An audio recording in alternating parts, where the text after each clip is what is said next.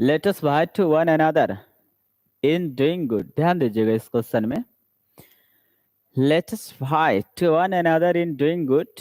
Late us देखिए हम लोग स्टार्टिंग से चलेंगे।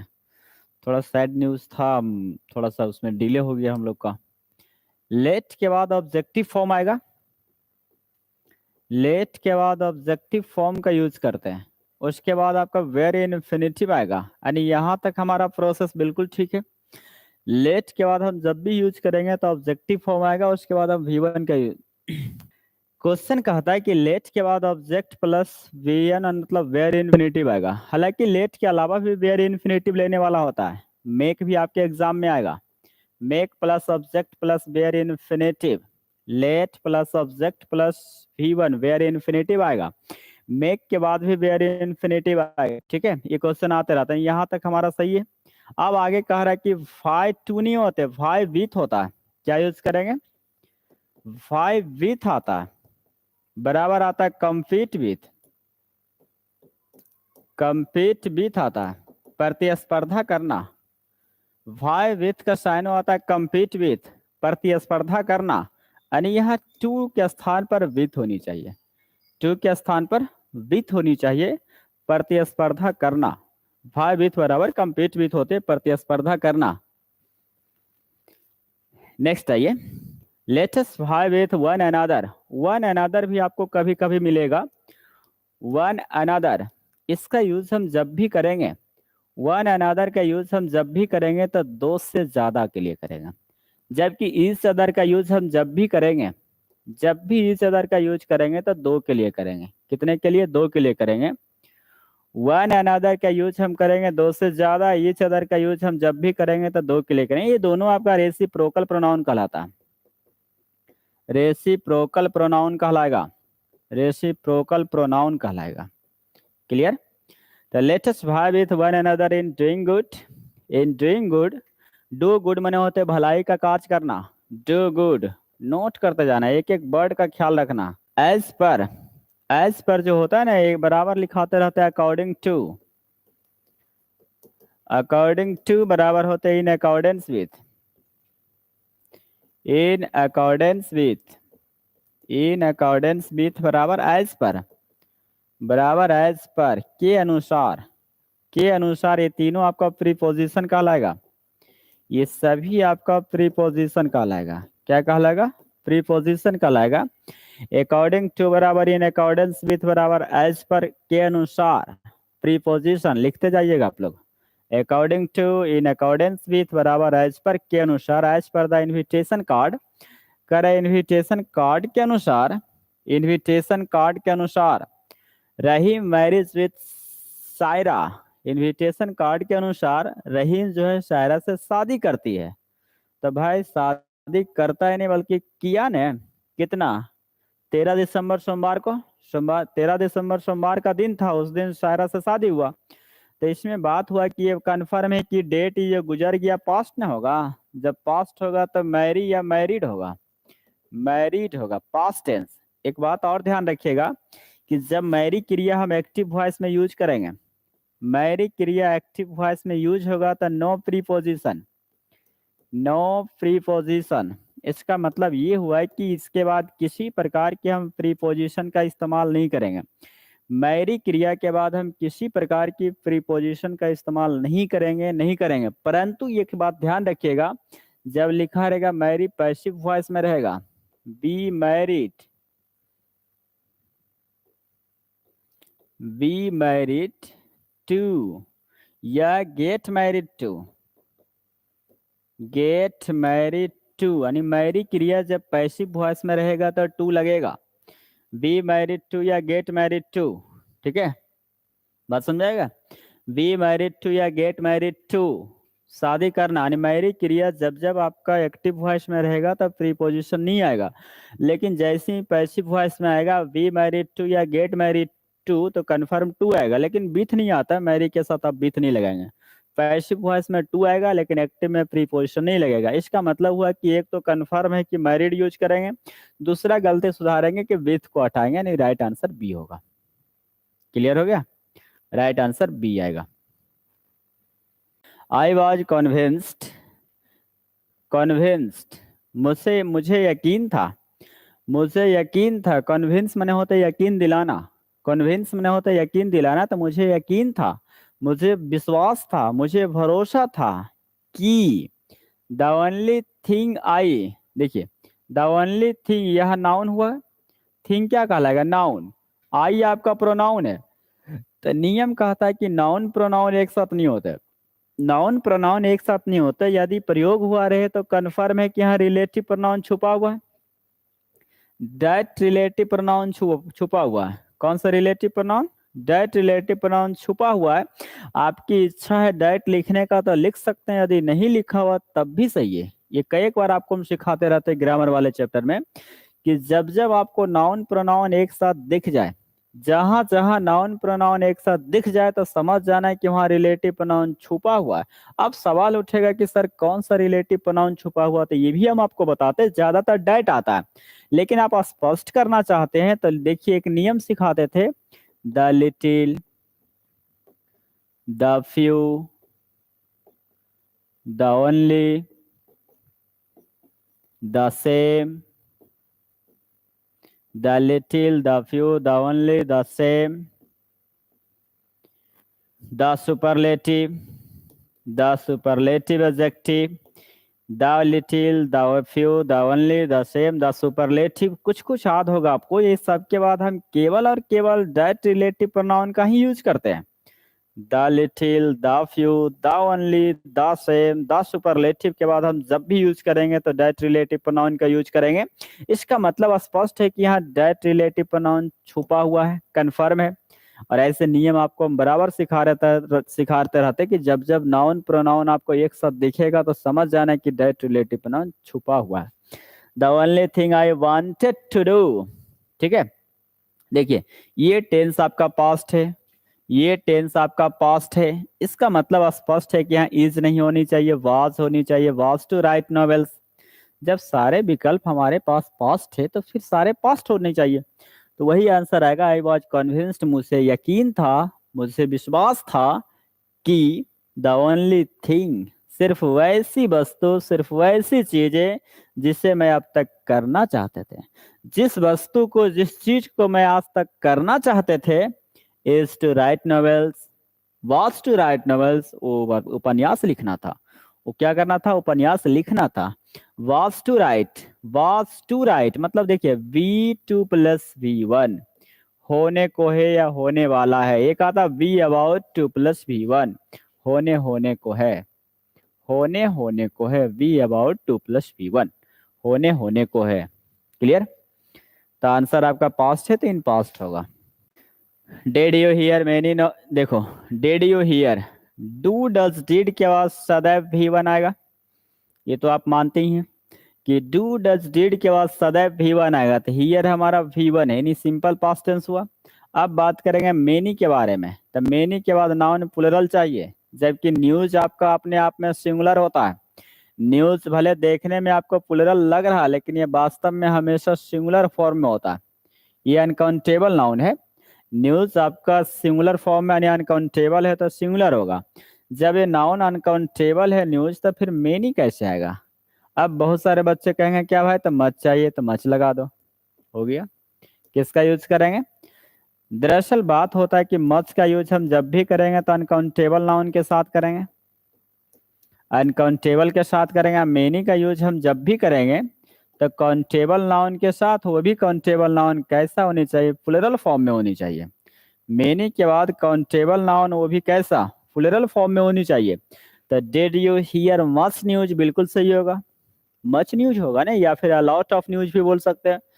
क्या आप about the political situation, correct, क्या आपको पॉलिटिकल सिचुएशन, राजनीतिक स्थिति के बारे में ज्यादा कुछ सुना था, क्या आपको जानकारी था। While you were in the country, जब आप देश में थे, while you were in the country, past in past बिल्कुल सही है, जब आप देश में थे तब आपको राजनीतिक सिचुएशन के बारे में, राजनीतिक स्थिति के बारे में क्या आपको जानकारी मिला, क्या आप उसके बारे में सुने। डू यू थिंक, यहां भी आप गौर से देखिए, डू यू थिंक, गौर से देखिए, सेंटेंस को हम डिवाइड कर देते हैं। Do you think you could lend मी, एक सेंटेंस इधर है या एक सेंटेंस इधर है। आपको कभी हम सिखाते हैं, इस तरह से सिखाएंगे, think, think, expect, expect, believe, consider, consider, hope, hope, think, expect, believe, consider, hope. ये सभी के बाद हम डैट कंजक्शन का इस्तेमाल कर भी सकते हैं अथवा नहीं भी। शायद आपको याद होगा कुछ कुछ, थोड़ा बहुत भी तो आप बता सकते हैं। शायद ये हम बराबर आपको नरेशन में भी सिखाते हैं, क्वेश्चन टैग में भी सिखाते हैं, टेंस में भी सिखाते हैं, एक्टिव पैसिव में भी सिखाते हैं कि ये जब जब हम लोग का रूल आता है think, expect, believe, consider, hope, ये सब के बाद हम डैट लगा भी सकते हैं या नहीं भी। नियम कहता है कि जहां हम दो सेंटेंस को जोड़ते हैं वहां कंजक्शन अनिवार्य है। जब जब दो सेंटेंस को हमें जोड़ने के काम आएगा वहां कंजक्शन बेहद जरूरी है। परंतु आपको ये ध्यान देना होगा कि think, expect, believe, consider, hope के बाद आप डैट लगा सकता था, तब भी सही होता।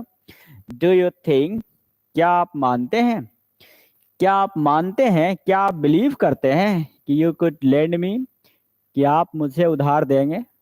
गुड पेयर ऑफ है तो ऐसे ही अलग है। देखिए पेयर ऑफ हम यूज करते हैं गलत, अब पेयर ऑफ यूज करते हैं, यानी यहाँ इसके पहले ए आर्टिकल होनी चाहिए, नाउन से पहले, यानी आंसर होता है a pair of, a pair of होता है। अब इसके पहले हम एडजेक्टिव लगाना चाहते हैं तो आर्टिकल यहाँ नहीं आएगा, अ good pair of, a good pair of. चूंकि गुड हमारा एडजेक्टिव है तो नियम कहता है कि आर्टिकल, नाउन के पहले आर्टिकल आता और उसके पहले एडजेक्टिव आ जाए तो आर्टिकल खुद ब खुद आगे चल जाएगा। The good pair of gloves to wear the wedding. Correct, क्या आप मानते हैं ऐसा कि you could lend me a good pair of gloves to wear the wedding. बात समझ आ गया? क्या आप मानते हैं, क्या आपको यकीन है कि आप मुझे एक जोड़ा ग्लव्स देंगे, मुझे उधार देंगे, क्या ये ऐसा आप मानते हैं इस चीज को वेडिंग में पहनने के लिए? वेयर मैंने पहनना। I mean to repair the radio, मेरा तात्पर्य था कि रेडियो का मरम्मत करना। मेरा मतलब कहने का हुआ कि रेडियो का हम मरम्मत करें। I mean to repair the radio, ठीक है। आई मींट, मीन का भी टू फॉर्म हुआ, मींट हुआ। मीन मतलब, मीन देखिए मेन वर्ब है, मीन हमारा एडजेक्टिव है मीन हमारा नाउन है। तो जब नाउन के अर्थ में आएगा तो हमेशा मीन्स आएगा, ठीक है। या और मीन्स हमारा सिंगुलर का भी काम करता है, प्लूरल का भी काम करता है, दोनों का काम करता है। बड़ा गजब नियम है। मीन हमारा जब वर्ब का काम करेगा तो इसका होता है मतलब अर्थ निकालना, मतलब निकालना। मीन मतलब होते है मतलब निकालना या अर्थ निकालना। जबकि मीन मतलब एडजेक्टिव बोलेंगे तो इसका मतलब होता है घटिया, इन्फेरियर, इन्फेरियर बोलते हैं, घटिया या नीच क्वालिटी का मीन होते हैं। इसका मतलब हुआ मीन मैंने मतलब निकालना, इसी का नाउन बना मीनिंग। मीन मैंने घटिया, इन्फीरियर इसका साइन होता है, घटिया मतलब नीच क्वालिटी का। जबकि हम मीन्स बोलेंगे ना तो साधन होते हैं, मीन्स संसाधन, मीन्स संसाधन, मीन्स कहलाता है। ये सिंगुलर में भी यूज होता है, प्लूरल में भी यूज होता है। तो I mean to repair verb के रूप में आएगा तो 2+V1 लेगा, ठीक है। तो I mean to repair the radio, मेरा तात्पर्य यानी मेरा रेडियो मरम्मत करना था। यानी मेरा कहने का मतलब हुआ, मेरा मतलब था या मेरा कहने का मतलब था कि रेडियो का मरम्मत करना मेरा कहने का मतलब था। परंतु had not time to do it today, परंतु had not time, परंतु मेरे पास समय नहीं है। परंतु मेरे पास टाइम नहीं था ने, बल्कि मेरे पास समय नहीं है। To do it today, today का मेंशन किया तो टुडे का मतलब हुआ आज। तो आज के बारे में हम जब जिक्र करेंगे तो प्रेजेंट टेंस लेगा ने। जब आज के बारे में प्रेजेंट टेंस लेगा तो फिर हैड नॉट कैसे आएगा? आई का सब्जेक्ट है तो आई के अनुसार मींट है, तो आई के अनुसार ये वर्ब आएगा, तो हैव नॉट होनी चाहिए। Have not time, I have not time to do it, परंतु आज मेरे पास इसकी मरम्मत करने के लिए टाइम नहीं है। मेरा कहने का मतलब हुआ कि मेरा इच्छा है कि हम इस रेडियो का मरम्मत करें, मेरा तात्पर्य है कि इस रेडियो का हम मरम्मत करें, लेकिन मेरे पास समय नहीं आज है। I have not time to do it today, आज इस रेडियो की मरम्मत करने के लिए मेरे पास टाइम नहीं है। टुडे के कारण प्रेजेंट लेगा आगे तो हैव नॉट आएगा।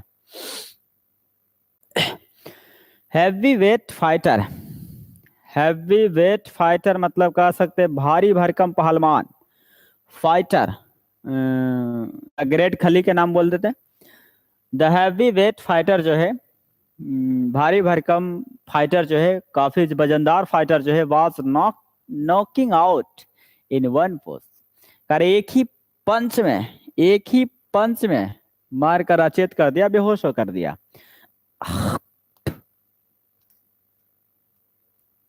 वाज नॉकिंग वाज नॉकिंग, देखिए नॉक के साथ कौन कौन सा प्रीपोजिशन आता है पहले ये समझिए।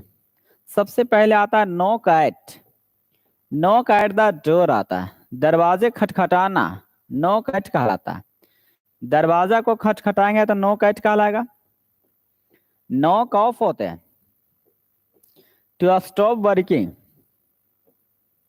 काम करना बंद कर देना, काम करना बंद करना आपका टू स्टॉप वर्किंग होता है। नॉक समबडी आउट, नॉक के बाद समबडी तब आउट आता है, ये फ्रेज होता है। बेहोश कर देना, मार के अचेता अवस्था में कर देना, अनकॉन्शियस होते हैं।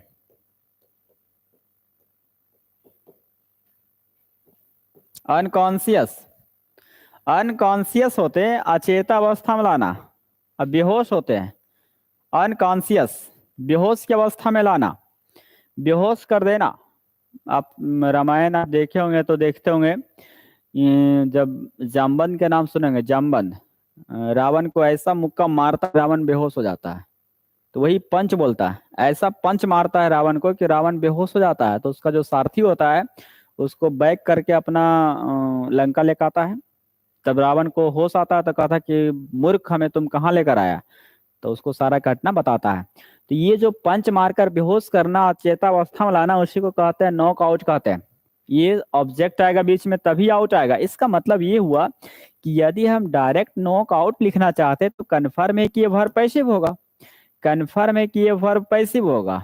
नॉक प्लस ऑब्जेक्ट तब आउट आएगा, मार कर अचेता अवस्था में लाना, नहीं बेहोश की अवस्था में ला देना। यदि हम बीच में ऑब्जेक्ट लिखते हैं तो एक्टिव वॉइस, यदि डायरेक्ट नॉक आउट लिखते हैं तो ये पैसिव वॉइस। इसका मतलब हुआ कि वाज नॉकिंग आउट नहीं बल्कि वाज नॉक्ड होगा, वाज नॉक्ड आउट होगा, पैसिव वॉइस हो जाएगा, पैसिव वॉइस हो जाएगा। क्लियर? किसका यूज करेंगे? पैसिव वॉइस का।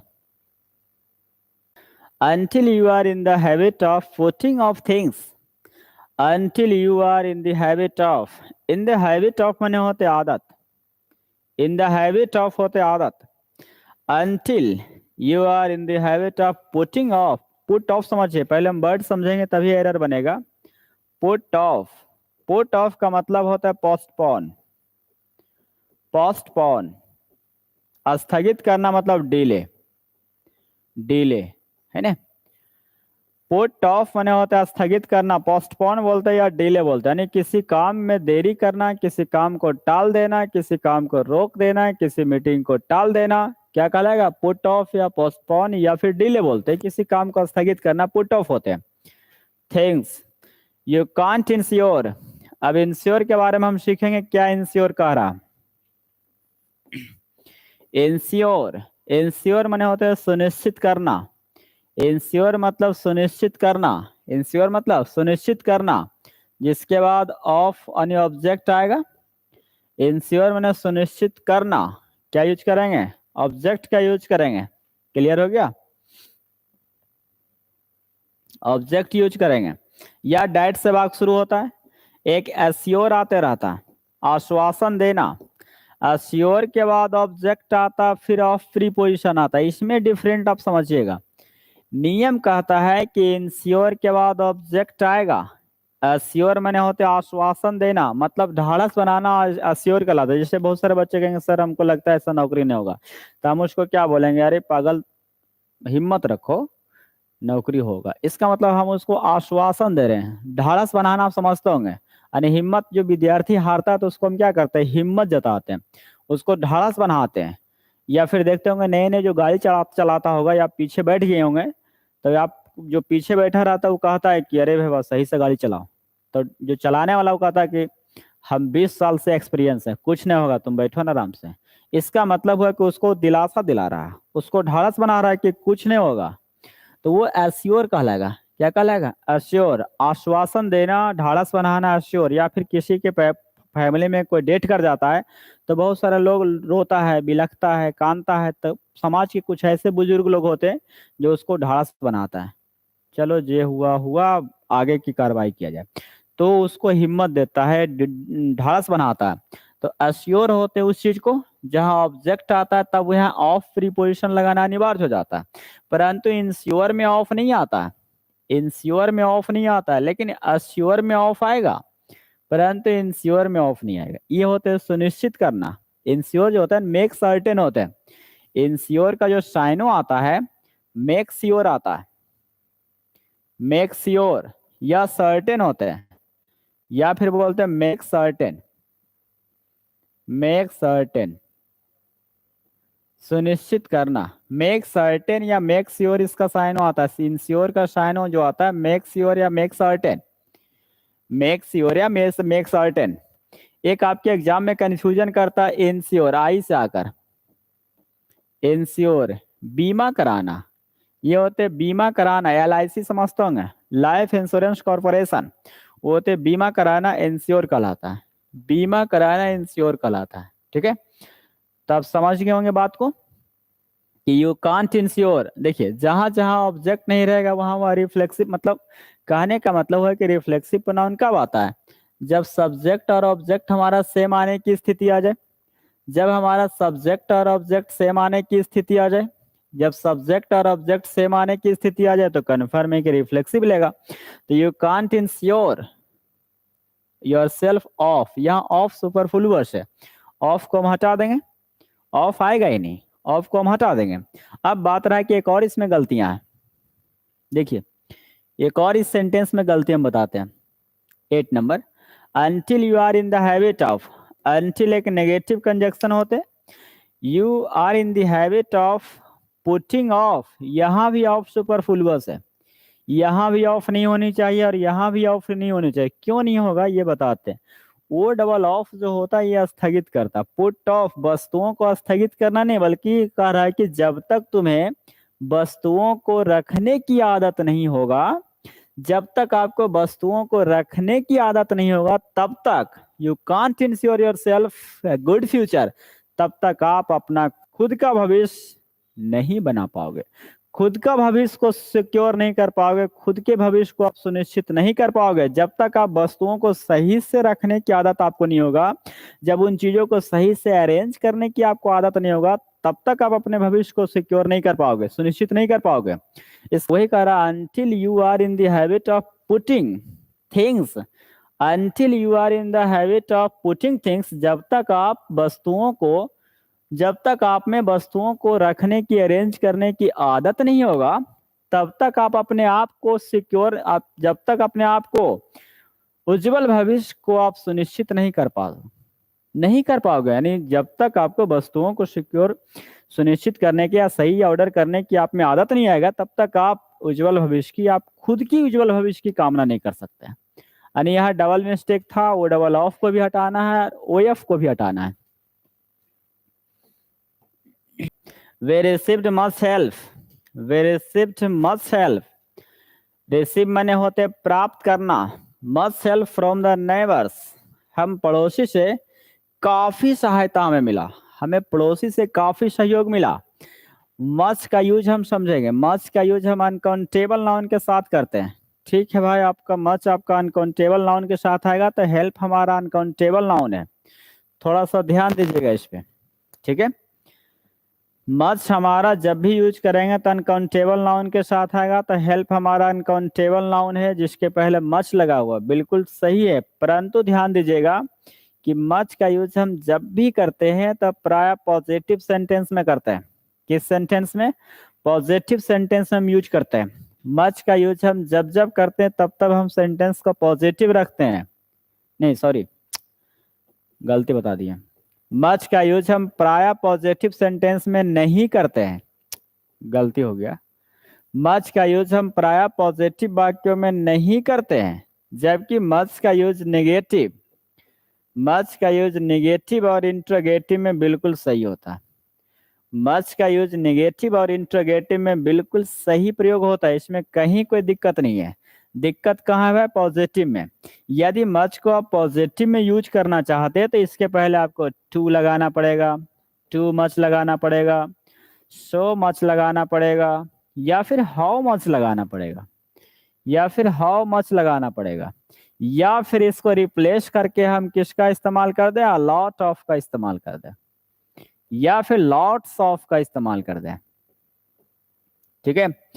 यदि आप मच का यूज पॉजिटिव वाक्यों में करना चाहते हैं तब इसके स्थान पर या तो टू मच लगाना होगा, या सो मच लगाना होगा, या हाउ मच लगाना होगा, या फिर इसको रिप्लेस करके, ये पूरे को रिप्लेस करके हम बना सकते हैं लॉट ऑफ या लॉट्स ऑफ। बराबर क्वेश्चन ही आते रहता है, या लॉट ऑफ यूज करेंगे या लॉट्स ऑफ यूज करेंगे, इसका मतलब स्पष्ट हम लोग को बनेगा। वे रिसीव्ड मच हेल्प नहीं आएगा। यदि आप मच रखना चाहते हैं तो टू मच लगाइए, टू मच हेल्प, या फिर इसके स्थान पर आप लिखिए lot of, lot of help, या लॉट्स ऑफ हेल्प। क्लियर हो गया? थैंक्स टू का क्वेश्चन अभी अभी कुछ सेट पहले आया था, थैंक्स टू गॉड, शायद कुछ याद होगा। थैंक्स जब वर्ब का काम करेगा तो नो प्रीपोजिशन, केवल थैंक प्लस ऑब्जेक्ट आएगा, कोई प्रीपोजिशन नहीं है। लेकिन जैसे ही थैंक को हम नाउन बनाएंगे तो हमेशा यस लग जाएगा, थैंक्स हो जाएगा। जब थैंक्स होगा तो थैंक्स टू आएगा। क्या यूज करेंगे? थैंक्स टू यूज करेंगे। क्लियर? थैंक्स टू यूज करेंगे। अब हमें सवाल जवाब देना है क्या क्या यूज आएगा। थैंक्स टू बिल्कुल सही है। एंड इनसाइट, इनसाइट हमारा काउंटेबल नाउन है। इनसाइट मैंने होता है समझ, अपनी अंतरात्मा के समझ को कहते हैं, अपने आप को झांकना, अपने आप को समझना इनसाइट होता है। ठीक है। इनसाइट आपका काउंटेबल नाउन है। इनसाइट आपका काउंटेबल नाउन है, लेकिन आपको लग रहा होगा कि सर ये एब्स्ट्रैक्ट नाउन की तरह काम करता है, लेकिन ये वास्तव में काउंटेबल है। परसिस्टेंस दिख रहा होगा, परसिस्टेंस जो आपको दिख रहा है ये काउंटेबल है। परसिस्टेंस आपका अनकाउंटेबल नाउन है। सतत प्रयास जिसे कहते हैं, निरंतर कहते हैं परसिस्टेंस। अब हम यहाँ भी इनसाइट को भी नाउन देख रहे हैं, यहाँ भी नाउन है और यहाँ भी नाउन है। अब दोनों नाउन को जोड़ने के लिए हमें किसका इस्तेमाल करना पड़ेगा? तब तो एंड लगाना पड़ेगा। दो दो नाउन एक साथ है तब तो कन्फर्म है कि हमें एंड लगाना पड़ेगा। तो ऐसी परिस्थिति में हमें ऑप्शन ए सुधारते हैं, एंड इनसाइट के बाद एंड लगा दो। अब बच्चे ये भी सवाल करेगा कि सर आप बी ऑप्शन क्यों नहीं सुधारे? ठीक है। अब आंसर पूछेगा कि सर बी ऑप्शन क्यों नहीं हुआ। देखिए बी नहीं हुआ, इसका रीजन बताते हैं। इनसाइट आपका जो दिख रहा होगा, इनसाइट आपका दिख रहा होगा जो ये कहला रहा है कौन सा नाउन? Countable noun. परसिस्टेंस कौन सा नाउन है? Uncountable noun. क्लियर?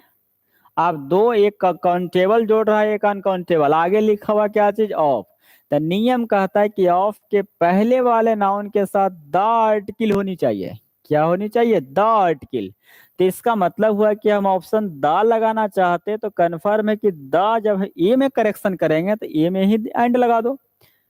जब एक में हम द लगाएंगे, नियम कहता है कि ऑफ के पहले वाले नाउन के साथ द आर्टिकल चाहिए, और ऑफ के पहले जो नाउन है वो दो दो नाउन एंड से जोड़ना है। क्योंकि इनसाइट भी एक नाउन है और परसिस्टेंस भी नाउन है। दो नाउन एक साथ नहीं आएगा, दोनों नाउन को हम किससे जोड़ दें? एंड से जोड़ दें। अब पहले वाले के साथ हम द आर्टिकल लगा दें। क्लियर हो गया? Thanks to the insight and persistence of the local doctor. Local doctor मतलब झोला छाप डॉक्टर, या आसपास के इर्द गिर्द के जो डॉक्टर होते हैं, लोकल डॉक्टर की परसिस्टेंस मतलब उनकी सतत प्रयास, उनकी मेहनत और उनकी सूझबूझ को धन्यवाद दिए। लोकल डॉक्टर था, उनकी जो सतत प्रयास, लगातार बेचारा प्रयास किया, और उनकी जो सूझबूझ था उसके लिए हम लोग धन्यवाद दिए। कैसे भाई? क्यों धन्यवाद दिए? तो कह रहा हंड्रेड्स ऑफ विक्टिम्स।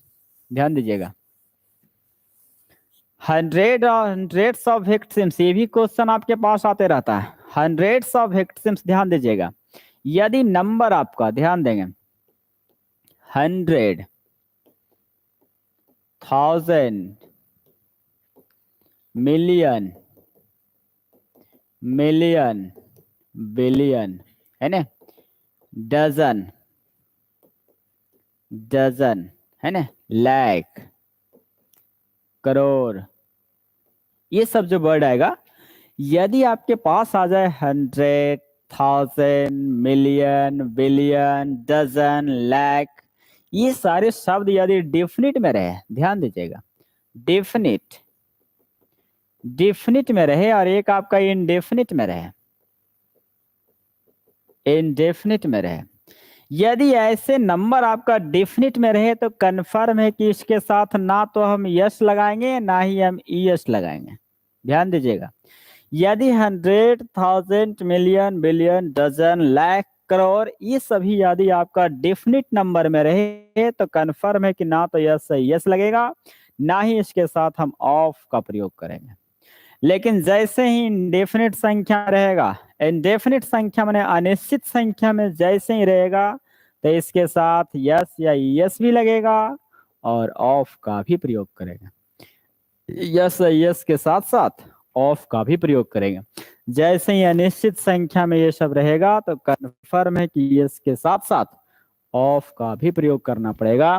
इसका मतलब हुआ कि thanks to an insight and persistence of the local doctor, hundreds of victims, hundreds of माने वो सैकड़ों, कितने सैकड़ा पता नहीं, लेकिन वही लिख देते टू, तो 200 होगा, हंड्रेड्स नहीं होता, तो हंड्रेड्स ऑफ विक्टिम बिल्कुल सही है। अब सवाल उठता है कि क्या सर यहाँ भी तो ऑफ लगा हुआ था, तो क्या यहाँ भी ऑफ के पहले वाले के साथ दा लगेगा? तो आपको ध्यान दिला देते हैं, जितने भी नंबर आएगा 100, 1000, मिलियन, बिलियन, डजन, लाख, जितने भी नंबर आएगा इसके पहले हम किसी प्रकार के डिटर्मिनार का प्रयोग नहीं करते हैं।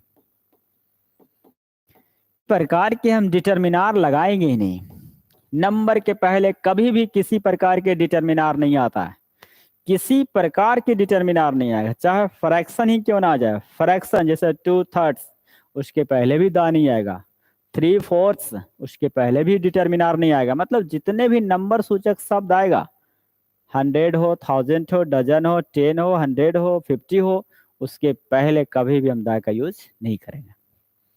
एवरीवन आपका सिंगुलर सब्जेक्ट है, जब एवरीवन आपका सिंगुलर है तो कन्फर्म है कि सिंगुलर होनी चाहिए, वाज होगा। एवरीवन सिंगुलर, सिंगुलर आएगा। और आपको एक बराबर चर्चा हम कर रहे हैं इस क्वेश्चन के बारे में, एक एवरीवन और एक एवरीवन, दोनों में बड़ा डिफरेंट होता है। अभी बराबर ट्रेंडिंग में आपको क्वेश्चन हम बता रहे हैं। एवरीवन हम यूज करते थे केवल और केवल पर्सन के लिए। किसके लिए भाई साहब? पर्सन के लिए। लेकिन एवरीवन जो यूज होता है वस्तु के लिए भी यूज होता है और व्यक्ति के लिए भी यूज होता है, दोनों के लिए यूज करते हैं, दोनों के लिए यूज करते हैं। फर्क केवल इतना है कि एवरीवन जब आएगा तो समझ जाना जरूर ऑफ लगा हुआ रहेगा। क्या लगा रहेगा? ऑफ लगा रहेगा। क्लियर? तो यहाँ ऑफ ऑफ नहीं है, एवरीवन होगा, सही है। वेयर ने वाज होगा। The team was now in the field, now, ध्यान दीजिएगा, and about to take their place, now, now, at present, at present, presently, presently, at this moment, at this moment, still, still, ध्यान दीजिएगा, now, at the present, presently, at this moment still, ध्यान दीजिएगा। ये सारे शब्द का use हम simple present tense में करते हैं। किसमें? सिंपल प्रेजेंट टेंस या प्रेजेंट कंटिन्यूअस। यदि मोशन रहेगा तो प्रेजेंट कंटिन्यूअस होगा। Now, at present, presently, at this moment, still का यूज हम प्रेजेंट कंटिन्यूअस टेंस में करते हैं। यदि देखिए प्रेजेंट कंटिन्यूअस कब होगा? जब मेन वर्ब की उपस्थिति होगा। यदि मेन वर्ब नहीं रहेगा तो कन्फर्म है कि सिंपल प्रेजेंट टेंस होगा, लेकिन पास्ट तो नहीं होगा। वाज लगाना गलत है, इज होगा। अब सवाल उठेगा कि सर टीम तो सिंगुलर और प्लूरल दोनों काम करता है। जब टीम हमारा सिंगुलर और प्लूरल दोनों काम करता है तो पीछे देखिए दियर लगा हुआ। क्या लगा हुआ है? दियर। जब दियर लगा हुआ तो यहाँ टीम के लिए हम बोध करेंगे इज नहीं बल्कि आर यूज करो। The team are now in the field. अब टीम जो है फील्ड में है, and about to take their place, और अपना अपना स्थान लेने ही वाले हैं। अबाउट टू जो लिखा हुआ be about two plus V1 होने को है, be about two plus V1 होते हैं होने को है, निकट भविष्य शो करता है, निकट भविष्य शो करता है, ठीक है, निकट भविष्य be about two plus V1। इसका मतलब हुआ बी अबाउट टू प्लस बोल सकते हैं likely to happen very soon, जिसके होने की संभावना आती शीघ्र एकदम होने को है, इन फ्यूचर। तो be about two plus V1। आप कहिएगा सर बी कहाँ गया, तो देखिए सब्जेक्ट जो होते हैं ना एंड और बट, दो ऐसे कंजक्शन जो सब्जेक्ट को कॉमन लेता है। The team are now in the field, अब जो टीम है कहाँ है, फील्ड में है, और तो इसी टीम के लिए आया, the team are about to take their place, अपना अपना स्थान लेने वाले हैं। The lions kill the animals, शेर, the lions kill the animals, जानवरों को मारते हैं और उनका मांस खाते हैं। ये तो सरल भाषा हो गया कि जो लायंस होते हैं जानवरों को मारते हैं, किल करते हैं, और तो और वही हुआ कि लायंस के लिए किल आया, यही लायंस के लिए ईट आया। शेर जो है एनिमल्स को मारते हैं और उनका मांस खाते हैं। किनका मांस, तो जिसको मारा उसी का मांस नहीं खाएगा, तो एनिमल्स के लिए ही जाएगा, डियर आना चाहिए, जिसको मारेगा उसी का मांस खाएगा, डियर आएगा। आवर बिलव्ड प्राइम मिनिस्टर, हमारे प्रिय प्रधानमंत्री, आवर आया प्रधानमंत्री के लिए, और बिलव्ड हमारा पास्ट पार्टिसिपल के तहत एडजेक्टिव, सही है। हमारे प्रिय प्रधानमंत्री is known to passive voice में नो क्रिया टू लेता है, बिल्कुल सही है। Is known to the prominent figures मतलब होते हैं प्रसिद्ध छवि के लिए जाने जाते हैं। प्रोमिनेंट फिगर्स माने होते हैं प्रसिद्ध छवि के लिए जाने जाते हैं, बिल्कुल सही है। ऑल ओवर द वर्ल्ड, ये भी सही है, पूरे संसार भर में। ऑल ओवर द वर्ल्ड माने होते हैं संसार भर में, सारा सही है, सारा सही है, तो डी आंसर होगा। पूरे संसार भर में अपने प्रोमिनेंट प्रसिद्ध छवि के लिए, महत्वपूर्ण छवि के लिए जाने जाते हैं। हिज न्यूज ऑफ, बिल्कुल ठीक है, हिज न्यूज ऑफ। नेसेसिएट के बाद V4 आता है, गेट अप माने होते जगना या जगाना। नेसेसिएट के बाद V4, गेट अप V4 होगा, जितने V4 आएगा जेरंड कहलाएगा। जेरंड नाउन का काम करेगा। नाउन से पहले पॉसेसिव एडजेक्टिव होता है, जो बिल्कुल सही है, तो सही है। एट 6, एट 7, एट 9, मतलब एट 9 o'clock, एट 7 o'clock, इसका ये मतलब हुआ, सही है, तो सही है। हिज न्यूज ऑफ, नेसेसिएट के बाद V4 आता है, और जितने V4 आएगा जेरंड कहलाएगा, और जेरंड नाउन का काम करेगा। नाउन से पहले पॉसेसिव एडजेक्टिव हम रख सकते हैं, जो बिल्कुल ही सही है। यानी उनका नया जो काम है, उन्हें 6 बजे जगने की जरूरत था। उनका नया काम क्या है, उन्हें 6 बजे जगा देता है। The full moon appearing in the sky, देखिए the full moon appearing in the sky, ये पूरा सब्जेक्ट देखिएगा। तो यहाँ जब द फुल मून सब्जेक्ट है, फुल मून चंद्रमा, जिसको कहते हैं कि पूर्णिमा का दिन ही फुल मून दिखाई देता है ना, पूर्णिमा उसको बोलते हैं, पूर्ण चंद्रमा। तो सब्जेक्ट के बाद देखिए, जब फुल मून आपका सब्जेक्ट है, तो जब हम यूज करेंगे तो सब्जेक्ट के बाद या तो V1 चाहिए, या V2 चाहिए, या V5 चाहिए, यही होते हैं। सब्जेक्ट के बाद या तो V1 या V2 या V5, मतलब कहने का अर्थ स्पष्ट हुआ कि सब्जेक्ट के बाद हमारा V1, V2 या V5, परंतु सब्जेक्ट के बाद कभी भी ना तो V3 आएगा ना ही V4 आएगा, ये दोनों कभी नहीं आ सकता है। यहाँ अपियरिंग लिखा हुआ जो गलत है, क्लियर। अपियरिंग नहीं बल्कि अपियर्ड होगा। सब्जेक्ट के बाद हमें ना तो V3 चाहिए ना ही V4 चाहिए, तो अपियर्ड इन द स्काई हो जाएगा। अब ये पास्ट टेंस है, तो आगे भी पास्ट टेंस होनी चाहिए। The full moon appeared in the sky, आकाश में पूर्ण चंद्रमा दिखाई दिया।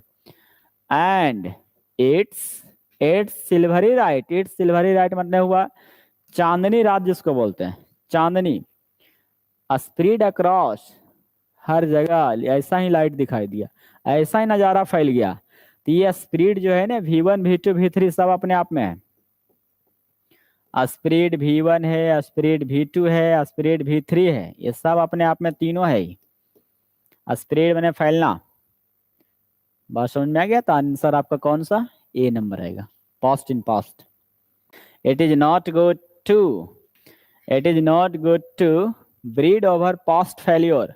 कर पास्ट फेल्योर, बीते हुए चीजों पर, असफलता पर, असफलता पर पछताने से कोई फायदा नहीं, असफलता पर पछताने से कोई लाभ नहीं।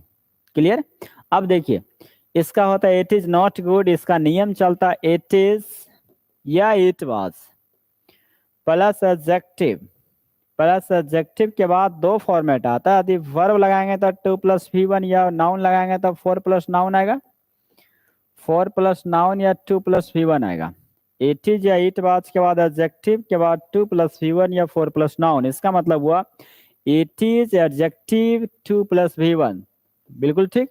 लेकिन यहाँ जो ब्रीड लगा हुआ है ना, ब्रीड का मतलब समझिए, ब्रीड मतलब होते प्रजनन करना, ब्रीड मतलब होते प्रजनन करना, ब्रीड कहलाता है। जिसका V2 फॉर्मेट आता है ब्रेड, V3 आता है ब्रेड। प्रजनन करना समझता है, खासकर एनिमल्स के लिए ज्यादा आता है, एनिमल्स के लिए ज्यादा आता है। प्राणियों के लिए मैटिंग क्रिया इसको कहते हैं, मेट, प्रजनन करना, और समझ लें सेक्स प्रोडक्शन के लिए आता है, वो ब्रीड होते प्रजनन करना। आप ऐसे मोटा मोटी आपको देते हैं, नाम सुनेंगे हाइब्रिड का नाम सुनेंगे, हाइब्रिड सुनेंगे कि इसका हाइब्रिड आया। हाइब्रिड मतलब क्या हुआ कि किस्म चेंज किया, पहले कुछ और था अब कुछ और गया, तो हाइब्रिड का नाम सुनोगे। तो ब्रीड यही शब्द है, ब्रीड जो है ना प्रजनन करना, खासकर एनिमल्स के लिए ज्यादा होता है, तो उसी को हम लोग बीच में लाते हैं, तो उसका नाम दे दिएगा हाइब्रिड दे दिया। तो ये प्रजनन करना होता है, लेकिन यहाँ प्रजनन करना के अर्थ में तो नहीं आता, यहाँ ब्रूड आएगा। क्या आएगा? ब्रूड, ब्रूड ओवर, जिसका साइनो आता है थिंक ओवर, जिसका साइनो आता है पोंडर ओवर, पोंडर ओवर विचार करना, brood over, think over, ponder over विचार करना, brood over, ponder over, think over विचार करना, brood over, think over, ponder over विचार करना। आप सोचिए यहाँ क्या कर रहा है, it is not good to brood over होगा या ब्रीड ओवर होगा, पास्ट फेल्योर, यानी पीछे जो गुजर गया, जो फेल्योर हो गए, हम असफल हो गए, उस पर विचार करना, उस पर मलाल करना, उस पर शोक प्रकट करना बेकार है, कोई फायदा नहीं है। यहाँ ब्रीड के स्थान पर ब्रूड होनी चाहिए। क्या होनी चाहिए? ब्रूड होनी चाहिए। अब ब्रूड ओवर होता है, आंसर बी आएगा, आंसर बी आएगा। इसमें एक और गलत से पूछेगा, ये तो ठीक है, इसमें एग्जामिनर हो सके कभी कभी आपको धोखा देगा, एक और गलतियां पूछेगा। इट इज नो गुड, ध्यान दीजिएगा, it is no good, it is no use, it is no use, है ना, या फिर there is no point, there is no point, या देयर इज नो सेंस, या देयर इज नो सेंस। देखिए note और नो में काफी डिफरेंट हो गया। यदि नोट आएगा तो इन्फिनेटिव लेगा, फुल इन्फिनेटिव लेगा, लेकिन यदि हम बात करेंगे it is no good, it is no use, there is no point, there is no sense का, तो इसके बाद आपका V4 आएगा। क्या यूज करेंगे? V4 आएगा। क्या आएगा? V4।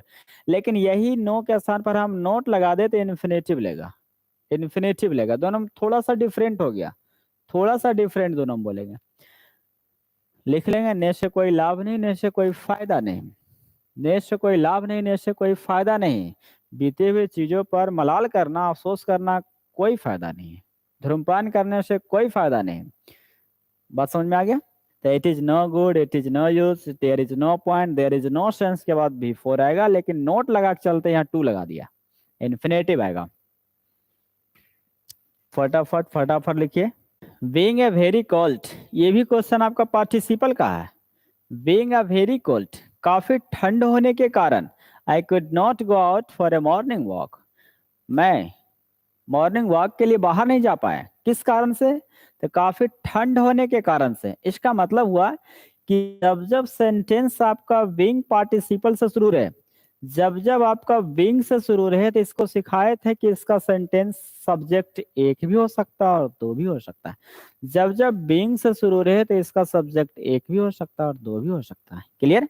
तो यहाँ देखिए वेरी कोल्ड, इसका मतलब जितने भी प्राकृतिक घटना आएगा इसका सब्जेक्ट ईट आएगा और इसका सब्जेक्ट आई है। जब दोनों का सब्जेक्ट डिफरेंट है तो यही ईट कहाँ होनी चाहिए?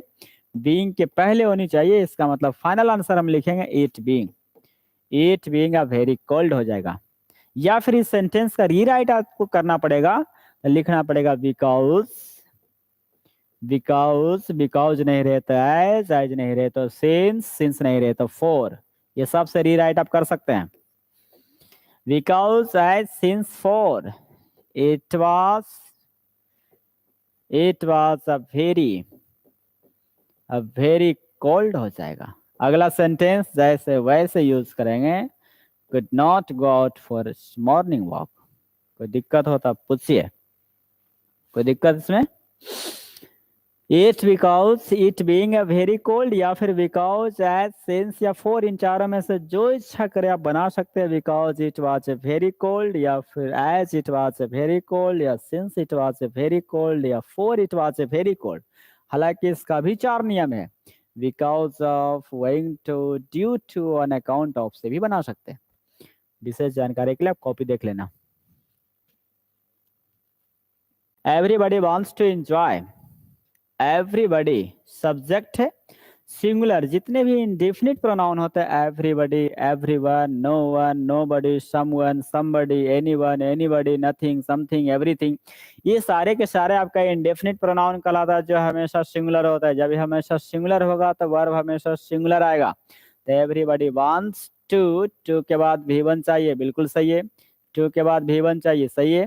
Habitual, habitual, peace in mind, नहीं, पीस ऑफ माइंड होते हैं। क्या यूज करेंगे?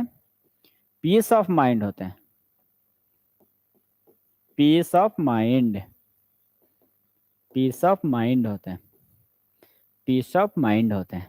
किसका यूज करेंगे? पीस ऑफ माइंड यूज करेंगे। किसका? पीस ऑफ माइंड, ठंडे दिमाग,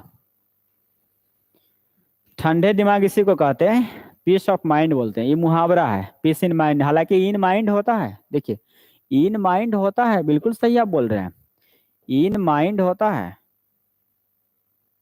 इन माइंड आएगा, बिल्कुल सही है। लेकिन यहाँ मुहावरा है, इसके चलते मुहावरा पीस इन माइंड नहीं बल्कि पीस ऑफ माइंड होते हैं। क्लियर हो गया? पीस इन माइंड का साइन आता है on the mind, on the mind इसका साइन होता है मन में।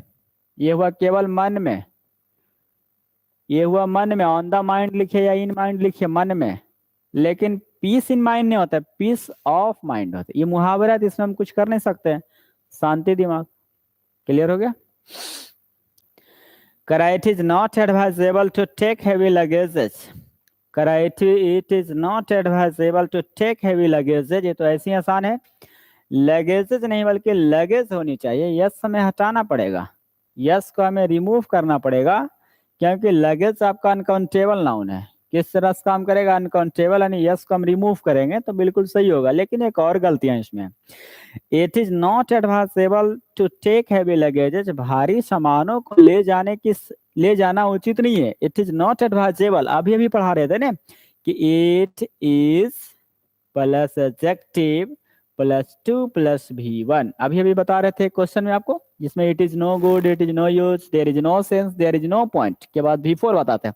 फिर उसी में हम बता रहे थे इट इज या इट वाज के बाद एडजेक्टिव, फिर 2 प्लस V1 या 4 प्लस नाउन। तो it is not advisable to take heavy luggages, नहीं लगेज। क्लियर हो गया? तो वही कह रहा है कि भारी सामान को ले जाना उचित नहीं है। कब? While on travelling this days, इन दिनों यात्रा करने के दरमियान, यात्रा करने के दरमियान यानी जब आप यात्रा पर हैं तो इन दिनों भारी सामान को ले जाना उचित नहीं है। देखिए अब बात समझिएगा, पार्टिसिपल का नियम कहता है कि जब भी हम V4 से स्टार्ट करते हैं तो पार्टिसिपल होते हैं। पार्टिसिपल भरमार क्वेश्चन है, इसलिए आप लोग री कर लेना। पार्टिसिपल जो होते हैं वो V4 से शुरू होते हैं, उसको पार्टिसिपल कहता है। और पार्टिसिपल वाले वाक्यों का री जो है ऑन प्लस V4 या व्हाइल प्लस V4 से भी कर सकते हैं। ठीक है, ऑन प्लस V4 या व्हाइल प्लस V4 से पार्टिसिपल का रीराइट किया जाता है। जब पार्टिसिपल वाले वाक्यों को ऑन प्लस V4 या व्हाइल प्लस V4 से हम कर सकते हैं रीराइट, इससे ये साबित हुआ, स्पष्ट इसका साबित हो रहा कि ऑन और व्हाइल एक साथ नहीं होगा। पार्टिसिपल वाले वाक्यों को या तो आप ऑन से रीराइट करेंगे या फिर हम व्हाइल से रीराइट करेंगे। इसका स्पष्ट तात्पर्य हो रहा है कि या तो आप ऑन का इस्तेमाल करेंगे या फिर आप व्हाइल का इस्तेमाल करेंगे। क्लियर हो गया?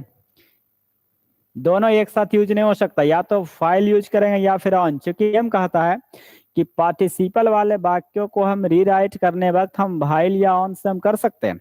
पार्टिसिपल वाले वाक्यों को हम रीराइट ऑन या व्हाइल से करेंगे। इसका ये तात्पर्य स्पष्ट हुआ कि दोनों एक साथ यूज नहीं होगा, या तो व्हाइल होगा या ऑन होगा। आपको याद करिए कि एक दिन हम सिखा रहे थे, इसका सिनोनिम सिखा रहे थे, while on a journey, journey शायद कुछ याद होगा। फिर इसी का सानो लिखे तो व्हाइल ट्रैवलिंग, लो सही से लिखा ही नहीं रहा, व्हाइल ट्रैवलिंग काम ही नहीं कर रहा। इसी का साइनो लिखे थे, जैसे ऑन को हटा देते हैं, ऑन हटाइए, व्हाइल ट्रैवलिंग लिखिए या फिर लिखिए व्हाइल ऑन ए जर्नी। कल ही या परसों का सेट था कुछ लगता, उसमें हम दोनों लिखे थे, व्हाइल ऑन ए जर्नी या व्हाइल ट्रैवलिंग। ये इसका synonym while on a journey या व्हाइल ट्रैवलिंग। थोड़ा बहुत भी याद होगा तो आप कॉपी उलट के देखिएगा तो आपको रूबरू मिलेगा। इसलिए हम कहते हैं कि हर चीज को नोट करिए, क्या पता पीछे वाला सेट में आगे आ जाए, आगे वाला सेट का आगे क्वेश्चन है, इसका क्या गारंटी है? हर एक क्वेश्चन टैली करेगा। 32 सेट नंबर चल रहा है, अब टैली करना शुरू करेगा। व्हाइल ऑन अ जर्नी का साइन है व्हाइल ट्रैवलिंग। क्लियर हो गया? अब ऑन और व्हाइल का नियम क्या है कि पार्टिसिपल वाले वाक्यों को हम ऑन प्लस V4 या फिर व्हाइल प्लस V4 से हम लिख सकते हैं। इसका तात्पर्य ये हुआ कि ऑन और व्हाइल एक साथ प्रयोग नहीं होगा। यानी इसमें डबल मिस्टेक बोलिए, सी में, बी में भी गलती है और सी में भी गलती, बी भी गलती है और सी भी गलती। ये सब गलतियां एग्जामिनर देते रहता है, तो हम क्या करें। नेक्स्ट आइए, एन एंशिएंट्स कंसीडर्ड, पूर्वजों ने ये माना, पूर्वजों का ये मानना है कि नॉलेज हैड इट्स लिमिट। पूर्वजों का ये मानना था कि ज्ञान सीमित था। ये पूर्वजों का ऐसा कहना था कि ज्ञान सीमित है, ये पूर्वजों का कहना था। लेकिन आज के डेट में तो कहा जाता है कि ज्ञान अनंत है, अनंत है, जितना पढ़िए उतना कम नजर आएगा। हमको तो लगता है कुछ जानवे नहीं करता। तो ये आप देखिए गौर से सेंटेंस को, ये आपका एंशिएंट्स आपका यस लगा हुआ। भाई साहब जब यस लगा हुआ तो एन आर्टिकल कैसे आ गया? एन आर्टिकल है तो फिर यस कैसे लग गया? यानी राइट आंसर एक होगा, पूर्वजों का ऐसा मानना था। तब पूर्वजों का मानना था तो बहुत सारे लोग ने हुआ, तो उससे अच्छा है कि एन को हटा दो, दा लगा दो। The ancients considered, the ancient considered भी लिख सकते हैं, द एंशिएंट बिलीव्ड भी लिख सकते हैं, दोनों तरीका से आप सही कर सकते हैं। द एंशिएंट्स बिलीव्ड भी लिख सकते हैं, द एंशिएंट बिलीव्ड भी लिखिए या द एंशिएंट कंसीडर भी लिखिए, लेकिन दोनों स्थिति में आंसर आपका एक ही होगा। पूर्वजों का मानना था कि knowledge had its limits, knowledge सीमित था, ऐसा पूर्वजों का कहना था। This is the girl whose brother is a doctor, यह वही लड़की है जिसका भाई डॉक्टर है।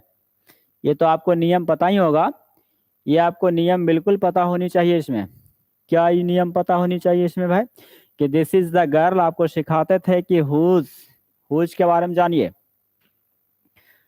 हु आपका क्या है? हु का ऑब्जेक्टिव फॉर्म हुम होता है, हु का पॉसेसिव फॉर्म आपका हुज होता है। क्या आएगा? हुज आएगा। हु का ऑब्जेक्ट आपका हुम होगा, हु का पॉसेसिव फॉर्म आपका हुज होगा। क्या कहलाएगा? Possessive form. ठीक है, पॉसेसिव फॉर्म आपका हुज होगा। इसका मतलब है कि हुज हमेशा नाउन से पहले आएगा। किसके पहले? नाउन से पहले आएगा। कहने का तात्पर्य स्पष्ट हो गया कि हुज एक ऐसा रिलेटिव प्रोनाउन जिसका प्रयोग दो नाउन के बीच में होगा और पहले वाले नाउन का संबंध दूसरे वाले नाउन से रहेगा। यह वही लड़की है जिसका भाई, मतलब इस लड़की का भाई डॉक्टर है। हुज एक ऐसा रिलेटिव प्रोनाउन जो दो नाउन के बीच में आएगा, इज ए डॉक्टर। यानी आंसर बिल्कुल सही है। 23 he was confined to his bed by illness, वह अपने बेड तक ही सीमित रह गया, अपने बेड तक ही सिमट कर रह गया। देखो भाई, पहले जानेंगे कि कन्फर माने क्या होता है, ये जानिए आप। कन्फर पहले जानेंगे तब तो कि कन्फर क्या कहता है। इसका मतलब होता है गिव, देना। क्या देना? गिव, क्या देना, किसी व्यक्ति को देना, क्या चीज? तो डिग्री देना, डिग्री। यदि हम किसी को डिग्री देंगे तो कन्फर करेंगे। यदि हम किसी को अवार्ड देंगे, अवार्ड, तो क्या करेंगे? कन्फर करेंगे। किसी को हम सम्मान करेंगे, सम्मान करेंगे, क्या करेंगे? कन्फर। ठीक है, किसी को डिग्री देंगे, किसी को हम अवार्ड देंगे, किसी को हम ऑनर करेंगे, सम्मानित करेंगे, तो क्या करेंगे? हम कन्फर करेंगे। क्लियर हो गया? यानी कन्फर जो होते हैं ना, उपाधि देना, किसी को टाइटल देना, टाइटल भी हम यूज करेंगे। किसी को हम टाइटल देंगे या उपाधि देंगे या किसी चीज से सम्मानित कर रहे हैं तो वो क्या कहलाएगा? कन्फर कहलाएगा। क्लियर हो गया? कन्फर टू आएगा। लेकिन यहाँ हो रहा है क्या चीज कि he was to his bed, अपने बेड तक ही सीमित रह गया, तो यहाँ कन्फर देना नहीं होगा बल्कि कन्फर हो जाएगा, ये कन्फर्ड होगा। बात समझे? सीमित रहना, सीमित रहना, कन्फर गलती लिख दें, कन्फाइंड होगा, कन्फाइंड होगा, सॉरी ये सुधार लेंगे, थोड़ा सा गलती मिस्टेक हो गया। कन्फर ये ठीक है, कन्फर मैंने देना क्या चीज? तो उपाधि, डिग्री, सम्मान, टाइटल, ये सब देना कन्फर होगा, ये ठीक है। लेकिन यदि यहाँ कह रहा है he was confined to his bed, वो अपने बेड तक ही सीमित कर रह गया। बेड तक है मतलब नहीं कह सकते कि वो बीमार था बेचारा तो गोड टूट गया, पैर टूट गया तो एक रूम में पैक रह गया, तो कन्फाइंड होते हैं। किसी खास स्थान पर रहना, किसी खास स्थान पर सिमट कर रह जाना, वो कन्फाइंड होते हैं। तो कन्फाइंड टू यूज करेंगे, गलती वहां लिखा गया था, ये ऑप्शन आएगा। Thoughts about the slaughtered children, यहाँ भी देखिए पार्टिसिपल नजर आएगा। अबाउट आपका प्रीपोजिशन है, अबाउट के पहले आपको नाउन दिख रहा है, बाद में देखिए द आर्टिकल है तो द आर्टिकल चिल्ड्रेन के लिए आया। चिल्ड्रेन आपका नाउन है, नाउन के पहले पार्टिसिपल मतलब एडजेक्टिव, स्लॉटर्ड आपका पास्ट पार्टिसिपल। सारे पास्ट पार्टिसिपल एडजेक्टिव का काम करता है, बिल्कुल सही है। ये अब विचार करना कि ये वर्ब किसके अनुसार आएगा। जब भी वर्ब आएगा तो नाउन के पहले वाले प्रीपोजिशन मतलब पहले वाले प्रीपोजिशन के पहले वाले नाउन पर डिपेंड करेगा। ये टोटल आपका सब्जेक्ट का काम करेगा। क्लियर? जब ये टोटल आपका सब्जेक्ट का काम करेगा तो कन्फर्म है कि इसमें से प्रीपोजिशन आपका अबाउट है, तो अबाउट के पहले वाले के अनुसार आएगा। थॉट्स जो आपको दिख रहा है, दरअसल थॉट्स, थॉट्स हमारा प्लुरल नाउन है। कैसा नाउन? प्लुरल नाउन है, जिसका साइन आता है ओपिनियन, ओपिनियन से इसका साइन होता है, साइन आता है आइडियाज, विचार, विचार इसका साइन आता है। जब थॉट्स हमारा प्लुरल फॉर्म है तो इज कैसे आएगा? आर होनी चाहिए। Thoughts about the slaughtered children, slaughtered children माने हुआ जिस बच्चे का हत्या किया गया उसके बारे में विचार, उसके बारे में राय मेरे मन में सबसे ऊपर है। सबसे ऊपर मतलब मेरे मन में बार बार आते रहता है। यहाँ देखिए अभी सिखा रहे थे ना, on the mind, on the mind, on the mind बराबर बोलेंगे, sorry in mind, in mind. अब यहाँ द आर्टिकल नहीं रहेगा तो हम किसी प्रकार के डिटर्मिनार लगा सकते हैं, जैसे माई लगा सकते हैं, हिज लगा सकते हैं, हर लगा सकते हैं, योर लगा सकते हैं, ये सब यूज कर सकते हैं हम। जहां जहां द आर्टिकल लिखने की अधिकार है वहां वहां पॉसेसिव एडजेक्टिव का इस्तेमाल कर सकते हैं। इसका मतलब हुआ thoughts about the slaughtered children, हत्या किए गए बच्चे के बारे में विचार राय मेरे मन में सबसे ऊपर है, सबसे ऊपर विचार है उसका, आर हो जाएगा। The children are driving me to distraction today, बचाइए बताइए क्या आएगा? बच्चे, बिल्कुल ठीक है, पी इक्वल टू पी सही है, B4 है बिल्कुल सही है, ड्राइविंग मी बिल्कुल ठीक है, और टू डिस्ट्रैक्शन टुडे, टुडे का यूज हम प्रेजेंट टेंस में करते हैं, बिल्कुल प्रेजेंट सही है। तो बच्चे आज बच्चे आज मुझे किस ओर, व्याकुलता की ओर ले जा रहे हैं। बच्चे आज हमें व्याकुलता की ओर ले जा रहे हैं। यहाँ ड्राइव मैंने चलाना नहीं, बल्कि कह सकते बच्चे आज मुझे, आज हमें बेवकूफ बना रहे हैं। और बच्चे ही हमें आज आगे दिखा रहे हैं, आगे चला रहा है। मतलब हुआ कि बच्चे आज के डेट में मुझे डिस्ट्रैक्शन की ओर ले जा रहे हैं। मतलब बच्चे आज हमें डिस्ट्रैक्शन कर रहे हैं, अपना ध्यान को विचलित कर रहे हैं, हमें व्याकुलता की ओर ले जा रहा है। तो इसका टोटल हिंदी शुद्ध लिखेंगे, the children are driving me to distraction today. बच्चे आज मुझे व्याकुलता की ओर ले जा रहे हैं, व्याकुलता की ओर, बेचैनी की ओर बढ़ा रहा है, नित्य प्रतिदिन बेचैनियां बढ़ा रहा है। तो ये सारे सेंटेंस बिल्कुल सही है। सही है तो आंसर आपका डी आएगा, नो करेक्शन आएगा, कहीं प्रकार के कोई दिक्कत नहीं है, बिल्कुल सही आंसर है। टू डिस्ट्रैक्शन सही है, सारा सही है। टू डिस्ट्रैक्शन बना हो जाएगा व्याकुलता, बेचैनी, बिल्कुल सही है, कहीं कोई दिक्कत नहीं है, बिल्कुल सही आंसर।